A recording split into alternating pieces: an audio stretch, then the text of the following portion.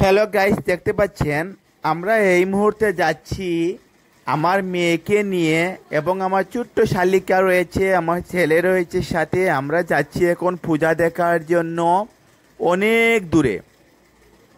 কোথায় যাচ্ছি দেখতে পাবেন অবশ্যই, আরও ভিডিও আসছে, আপনারা দেখুন। এখন আমার মেয়েকে আমি ধরে বসে আছি, সিএনজিতে বসে আছি। দেখেন আমার পাশে রয়েছে সোনালী দাস জেনি, এই মুহূর্তে আমার পাশে রয়েছে দিগন্ত। দেখতে পাচ্ছেন আমরা এখন যাচ্ছি অনেক দূরে, পুজো দেখতে যাচ্ছি।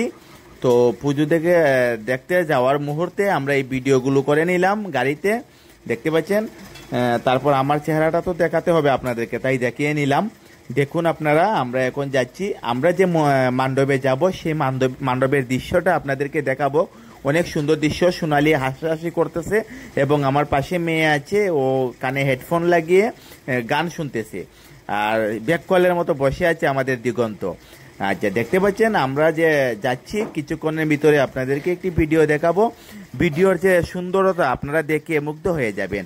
এত সুন্দর ভিডিও, মানে মণ্ডপ দেখেন, ওরা খুবই খুশি। মানে এই যে মণ্ডপ ওরা ফেসবুকে সবসময় দেখে এবং দেখে এসেছে, এই মণ্ডপটা সরাসরি দেখতে যাবে, তাই খুশিতে সবাই আত্মহারা। তাই এখন আপনারা আমার ভিডিওতে চোখ রাখুন। দেখুন আমরা একটি মণ্ডপে চলে এসেছি, আর এই মণ্ডপে ওরা নিজেদের ছবি তোলার জন্য বলছে আমাকে, কিন্তু আমি ভিডিওতে রয়েছি তাই ওদের ছবি তুলতে পারতেছি না। কিন্তু মণ্ডপের চারদিকের দৃশ্য এবং মণ্ডপের যে সুন্দরতা আপনাদেরকে দেখিয়ে দিতেছি। আপনারা দেখুন কত সুন্দর লাগতেছে এই মণ্ডপের দৃশ্যগুলো।